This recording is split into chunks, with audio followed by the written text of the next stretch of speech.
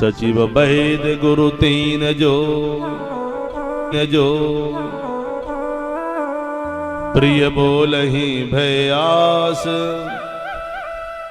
राज धर्म तन तीन कर होई बेगही नास। सचिव वैद्य और गुरु, इनको जो बात सही हो कह देना चाहिए।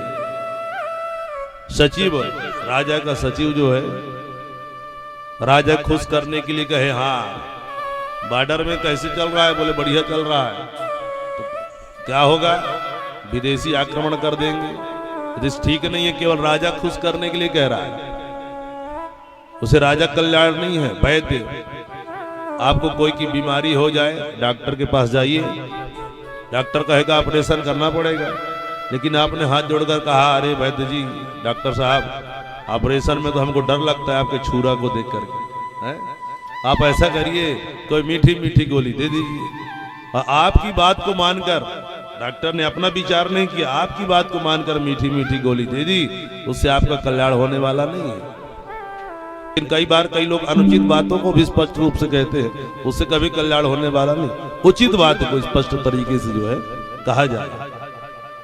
तो सचिव वैद्य गुरु तीन जो प्रिय बोलहि बयास, राज धर्म तन तीन कर होई बेगही नास।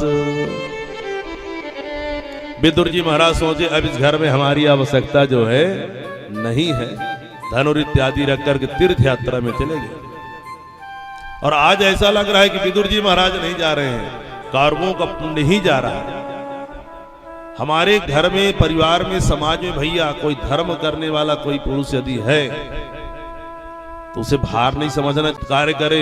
हो सकता है धन ज्यादा ना कमाता, ऐसा भी हो सकता है, लेकिन कई बार सयाने वृद्ध हो जाते हैं, वो धन कमा के थोड़ी रहेंगे, अब उनको लाके धन आपको देना है। उनसे केवल पूजा पाठ सत्कार की आशा करिए, उनको बोझा मत मानिए। बड़े बुजुर्ग यदि घर में हैं तो केवल नाम जपेंगे भगवान का, कम से कम उसमें आपका भी एक तो प्रार्थना जोड़ेंगे ही, हाँ, कि प्रभु हमारे कुल का कल्याण करना, नाती पंथी जो भी है सबका। तो बड़े बुजुर्गों का क्या करना चाहिए, हमेशा सम्मान करना चाहिए।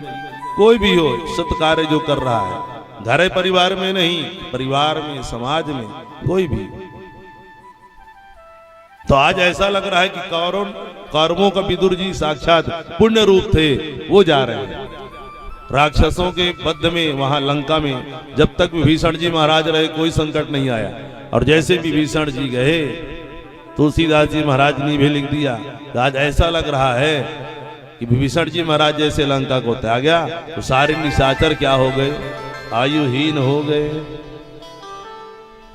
अस कहीं चला विभीषण जबहि, अस कहीं चला विभीषण जबहि, अस कहीं चला विभीषण जबहि, अस कहीं चला विभीषण जबहि, आयुहीन भये सब तबहि, आयुहीन भये सब तबहि, आयुहीन भय सब तबहि। मानो सालिनी निशाचर क्या हो गए, आयुहीन हो गए। ऐसे भाई अपने घर परिवार समाज में धर्म कर्म में लगे हुए जो है उनका सम्मान करना चाहिए। आज भी हमारे बीच में घर घर जो धर्म है, एक गीत बहुत चलता है ना, कौन सा सुना है आप लोगों ने, अब हर घर में रावण बैठा, इतने राम कहां से लाओ, सुने सभी, हम उनको पहचान नहीं पा रहे, कोई नहीं रोक सकता। बोली राधे राधे। बहुत समय के बाद जब लौट के आए, अचानक से यमुना तट में उद्धव जी महाराज से मुलाकात होता है।